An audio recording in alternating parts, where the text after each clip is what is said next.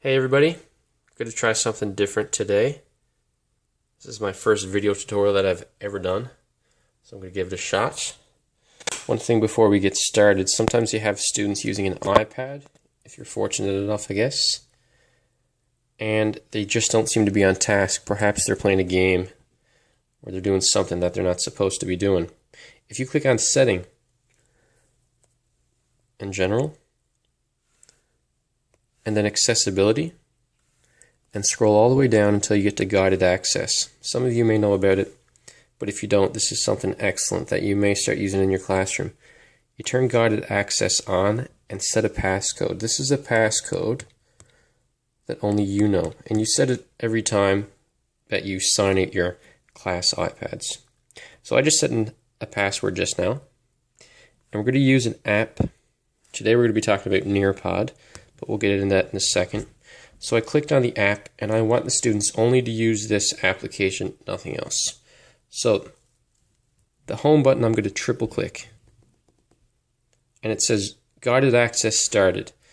Now no matter what they do, they can't actually, and I'm clicking the lock button, and I'm clicking the home button, and it says that Guided Access is enabled, and you can't actually get out of the site. Okay? The only way you can attempt to do it is if you triple click the home button again, and you have to put in a password.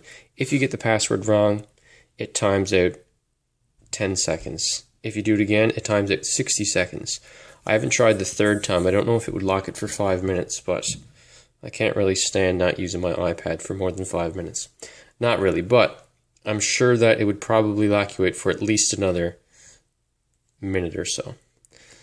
Alright, so I'm going to triple click this and get out, and then hit End Session, and that's done. Now I'm free to use my iPad. Alright, let's get into this awesome app that was introduced to me, in a BYOD session. Alright, if I go into Nearpod through Google, because that seems to be how we often get into stuff, if you type in nearpod.com, and click on the link, it'll bring you to the site. Alright, now I've created a login for everybody to use in our class site. Click on Nearpod. Sorry, it says login with Nearpod. Go ahead and click on that. I'll post this. It says elearning6229@hotmail.com, and the password is going to be 6229 elearning.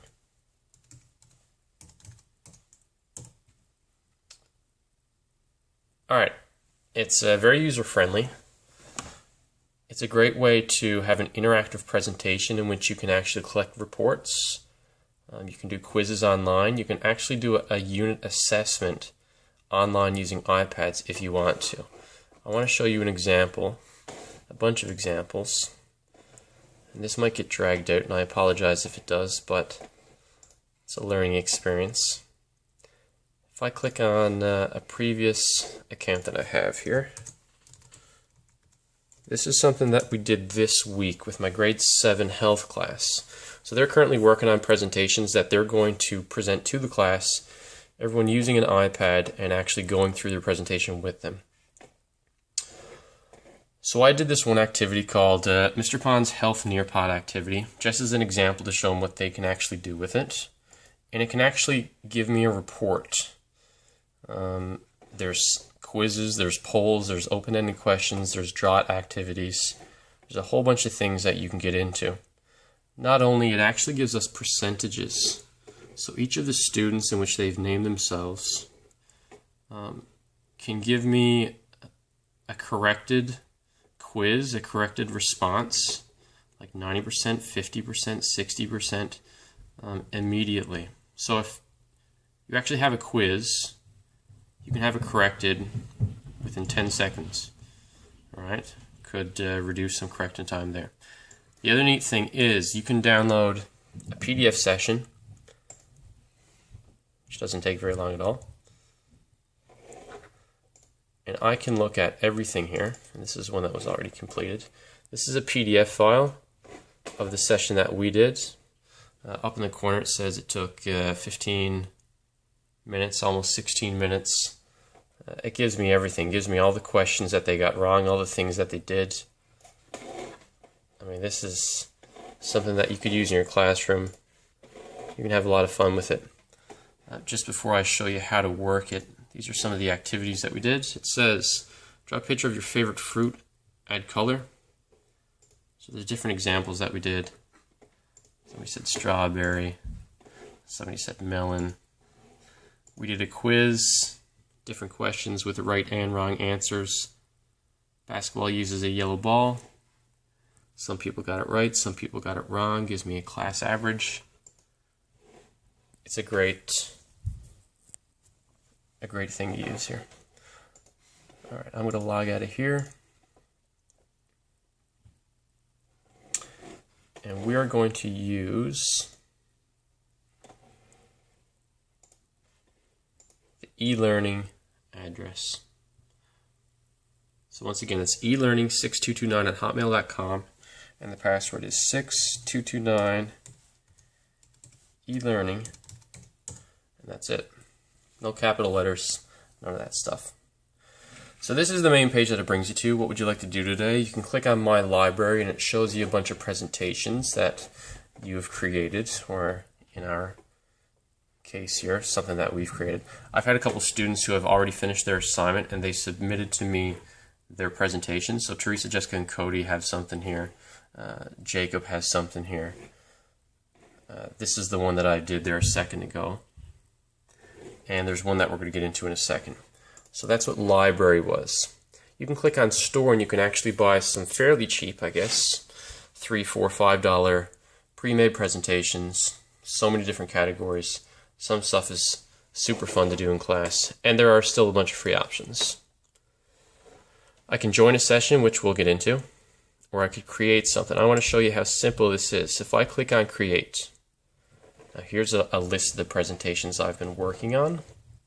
But if I want to start a brand new presentation, I click on that. Alright, and it walks you through it.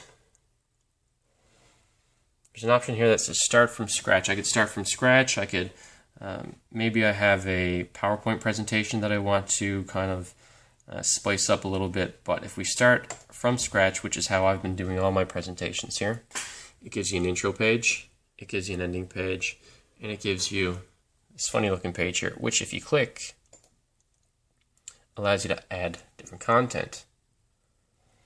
Now in the free version, there's two options. There's add content and add activity.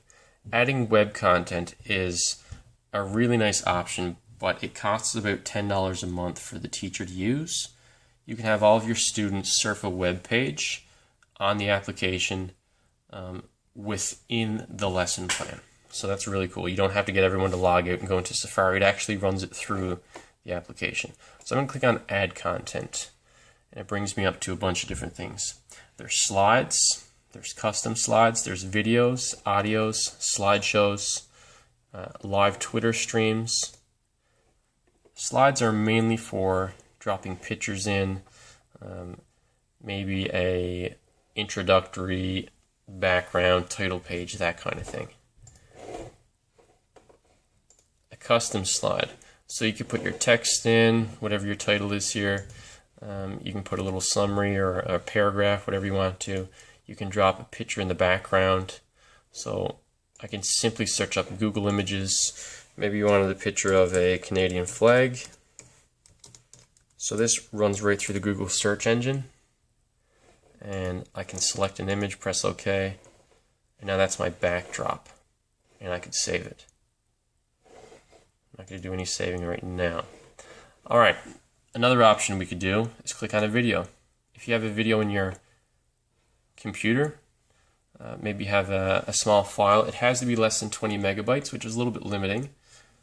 But that's approximately a 10 to 20 second video file. You could have something in your Dropbox, in your Google Drive, or this is really neat, in your YouTube channel. Something maybe you created or something that someone else created. Once again, you're limited to upgrading.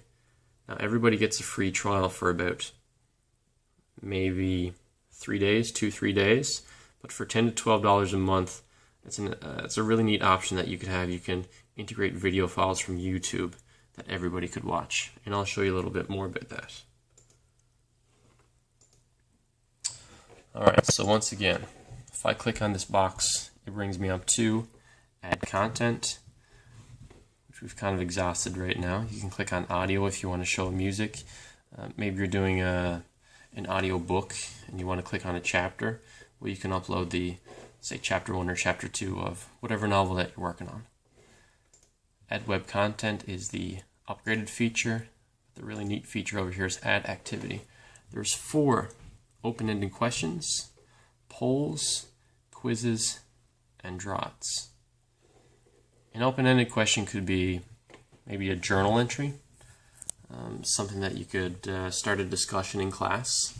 You could just prompt a question up top here that says, simply enter question. You could put an image there if you want to generate some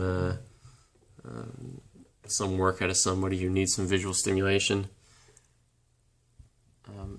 And we're going to see what that looks like on the application in a second.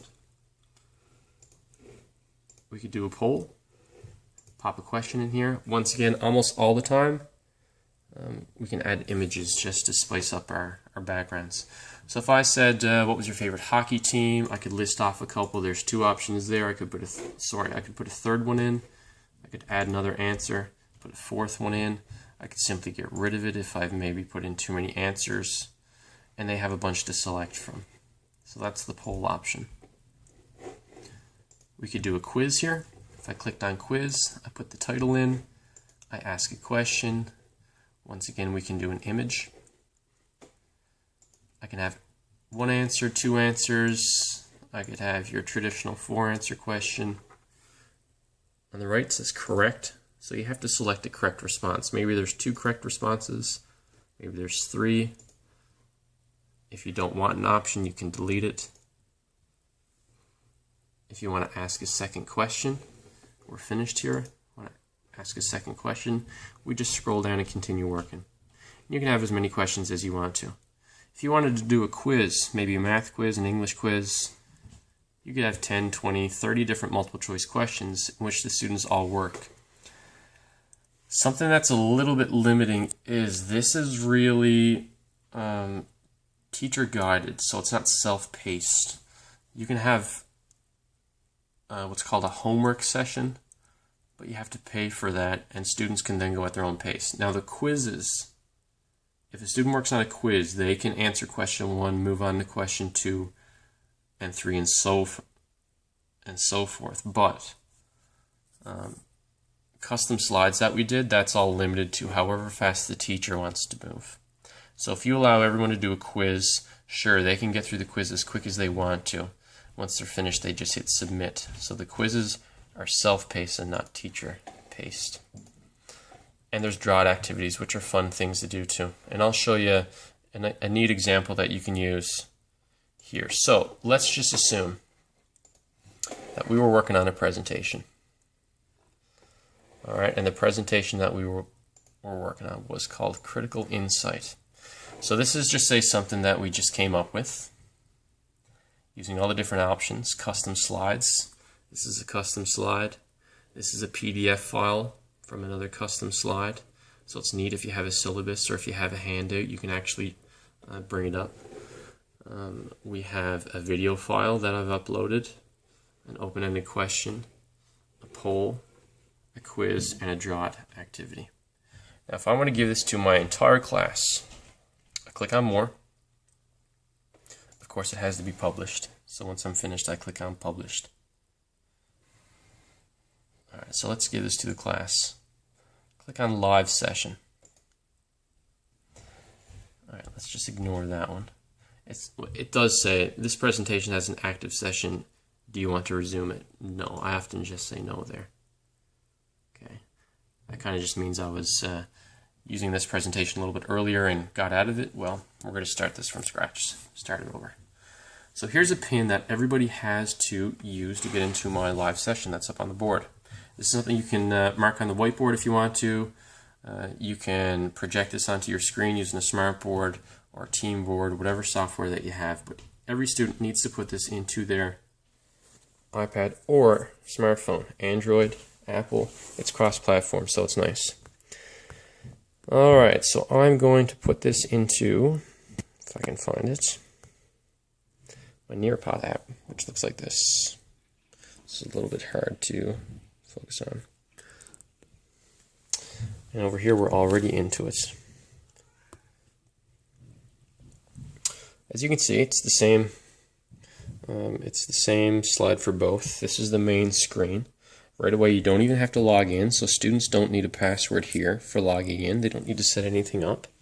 But what they do need is it says, join a session, enter PIN. Now that's what's projected up on the board, GXNML. So I'm going to type that in, GXNML.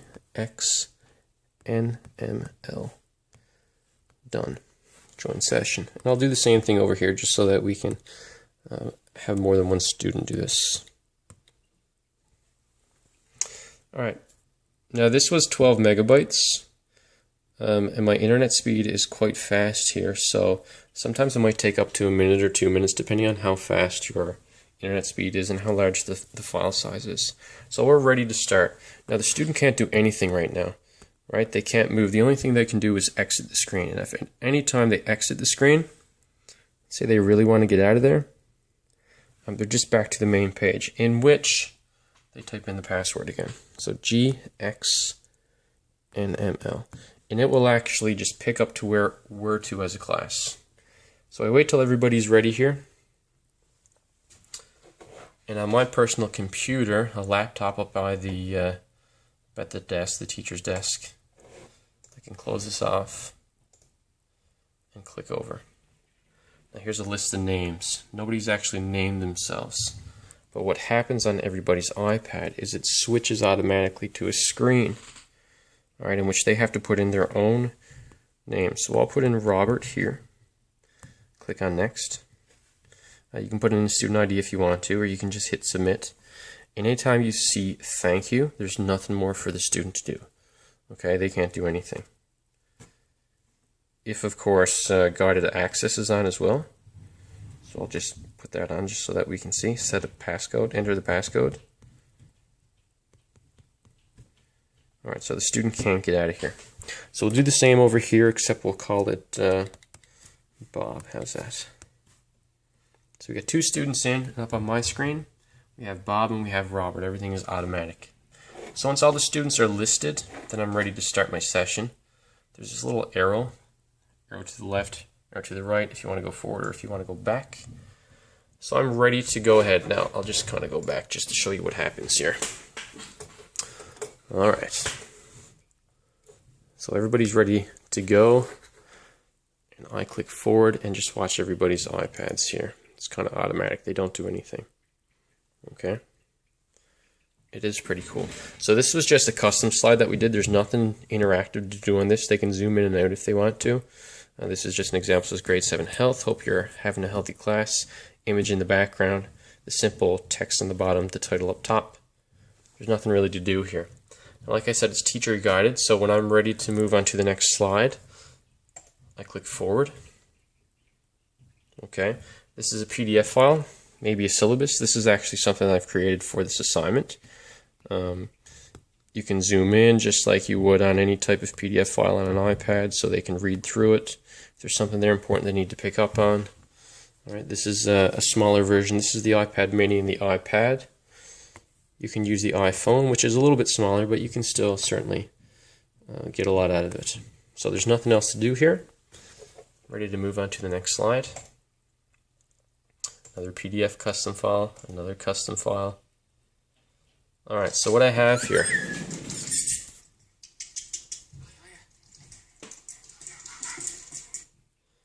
That was just a simple video that I uploaded. Now one issue that we had in class is that everybody had the same video file playing at the same time, but it was just off sync, maybe about 2 or 3 seconds, which kind of irritated some kids. But if they had headphones in, that wouldn't be an issue. Right. The other thing was buffering time. If you have a slow internet connection, then you probably won't be able to. But if you miss the video, you can replay it on a specific iPad. So as you see, this student is finished watching their video, and another student here is watching. So that's my two dogs, by the way. The big one is Naya. The small one, the bully there, that's Bentley. So I'm finished with this video. Perhaps I could have asked a question. It could have prompted some type of discussion. Okay? And if I wanted to, I could play it again. Alright? And even if I play it again, the students can kind of direct themselves as if they want to play it. So once I move on, if I move on here, the students move on. So this is my screen. It says, if you could work in any Canadian city, what would it be? So notice that Rob and Robert don't have any answers set yet. Okay. This is what their iPad looks like. I have an image inserted. This is an open-ended question. Please enter your answer here. You can type in whatever you want to. Here is good. Submit. Once again, it says thank you. There's nothing more I can do there. I can't even go back and check my answer or redo it. That's something that a lot of students don't like either. They can't really edit their answer. Oh, I wanted to say this, and it's kind of too late. And you can put in another one. And we'll say, oh, check my grammar there. St. John's with the capital and apostrophe, which too lazy to find right now. All right. As a teacher, I can actually see what all the students write in real time. They can't change their answers. There is an option over here that says share. So if I wanted to share Bob's answer of St. John's, just watch what happens to their iPads. I click on share. We just wait it out, and it shows St. John's. Once again, can't do anything. Nothing with the screen here. If I wanted to show another example of an answer, I click share, and it says here is good. So we can actually go through everybody's answers if we wanted to, or we could just pick a few different ones. Ready to move on to the next part here. Who do you think will win the NBA Finals? This is an example of a poll. If I ever click on share, that kind of ends their chance of finishing off that particular part. So that's something that I try not to do, is click share until I know that everybody finished the answers. There's no indicators of anybody selecting anything here. So it says, who do you think will win the NBA Finals? This student here says Miami Heat. Submit. This student over here says San Antonio Spurs. Submit. Okay, they both say thank you. Nothing more to do. The answers I get here up on the board. Bob says B. Robert says A. Here are my answers here. I can see that right away. It's a 50-50 split. If I wanted to share this, I click on share, and this is what the students see. Students actually get a little pie graph there of all the possible answers, the selections, and the percentages.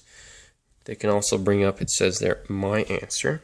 So if you bring it up, you actually get to see what you selected compared to the rest of the class. Moving on. This is an example of a quiz. Alright, now that's going to show me in real time everybody's answers. This is the best part of Nearpod. Some people may only use Nearpod for this this section. So if I just go back, and we're on the poll here, and I'm ready to move on to the quiz, the student sees this. Ready to take a quiz. There's nothing more they can do right now except either try to exit or click go. Alright? Like I said before, the quiz part is self-paced. So everybody doesn't have to answer one question to move on to the next.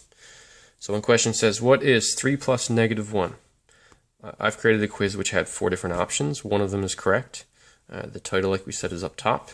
I can go forward or back if I want to for any specific question. If I kind of rethink a question, I can go back to that. What is 3 plus negative 1? One student says 4. Another student over here says positive 2. While they're doing their test, I can actually see who has the right answers and who has the wrong answers. So I could say, excuse me, Robert, would you mind just going back and checking over your first question if you wouldn't mind? So they can click the back button and they can go back and have a look at it. All right? If they select a different answer, it would then pop up once it finally pops up, that unfortunately they got it wrong again. So as we go through this quiz, another question that says what operation should be done first. This example has only 3, so we'll just select the top answer here. This person is ready for the second question. They'll select 4 times 3. That's good. Another question says evaluate, so we have a bit of math here. Now you're limited to your operations. If you're a math teacher, you know about subscripts, or a chemistry teacher, subscripts, superscripts, all that stuff. It's a little bit difficult. That's one limitation with this application. Alright, 3 plus 4, 7. 7 divided by 2, 3.5. Let's put a right answer in there. And let's put a wrong answer in here. It says tap next to submit your final answers, tap back to review your answers. So if you want to go back and check something out, if not, click on next, and we're ready. So as a teacher, I get to see, okay, it looks like Bob was studying last night. He got 3 out of 3. Robert had 0 out of 3. If I wanted to share what the answers were, the student gets a screen here. You scored 0 out of 3. Another student over here scored 3 out of 3. You can actually lift this up and go through your actual quiz here. What did you get right? What did you get wrong? Right away. Which is super neat. I really like this part of the application. You could do a quiz. Students could check their answers immediately. One final thing here. This is called the draw it exercise. And my question was, use the lattice method to multiply 13 times 2. It's awaiting drawings from both the students. And we're going to do the lattice method real quick. Sorry, 13 is 10 and 3. And 12 is 10 and 2. So what I'm doing here is I'm just using my finger to write. I can select different pens and pencils, different colors, different thickness, erasers. If I wanted to put a background image there, I could. So I'm just going to go with blue for right now. 10 times 10 is 100. 10 times 3 is 30. It's a little bit poor, hitting the undo button. 30. 10 times 20 is 20. 2 times 3, oh my, is 6. So 130 and 20 and 6, 156. And that is my final answer. Submit that. Do you want to submit it? Sure I do. Now the student just submitted the answer, and the teacher now sees that one of the answers has been submitted. Now unfortunately, not sure how to do that question. So I hit send, and the teacher, eventually, it's all based on your internet speed, gets to see another answer. Okay, I could share this. Now when I share it, and I think I have to click on share, there we go. So this is one example of an answer, and you can have a discussion based on this answer. I could select through all the different types of answers that I've received and share another one. What do you notice was the mistake in this question? What did they do right? What could they have done better? Did they include their units? And there's all kinds of examples for discussion here. Right, now if you click on unshare, the students lose the image. They go back to their last previous screen that they had. Okay. We're ready to move on to the last part. So that's a very, I wouldn't say brief, because it looks like it took us close to a half an hour. But this is an excellent application that you can use in your classroom, especially for quizzes. And this last part here says homework, so that's the self-paced activity that you can give a student, and they can work on that at home. They can work on it while they're on a cruise, if of course their parents want them to. But they can direct themselves, which is great, but it costs a little bit of extra money from the teacher and from the member, what type of membership that they have. It's a great application to use. It does have a few limitations. It's pretty simple to use once you get the hang of it, so there's a bit of a learning curve I found. But if you're swift with computers, I mean, this is something that you can pop out a presentation in about a half an hour, and keeps the kids super interactive, especially when they get to see their answers up on screen and their classmates. It's a great application. I would suggest it to anybody. It's called Nearpod, once again, Nearpod. Give it a shot in your classroom and see what your students think. Thanks for tuning in, and perhaps I'll see you again sometime.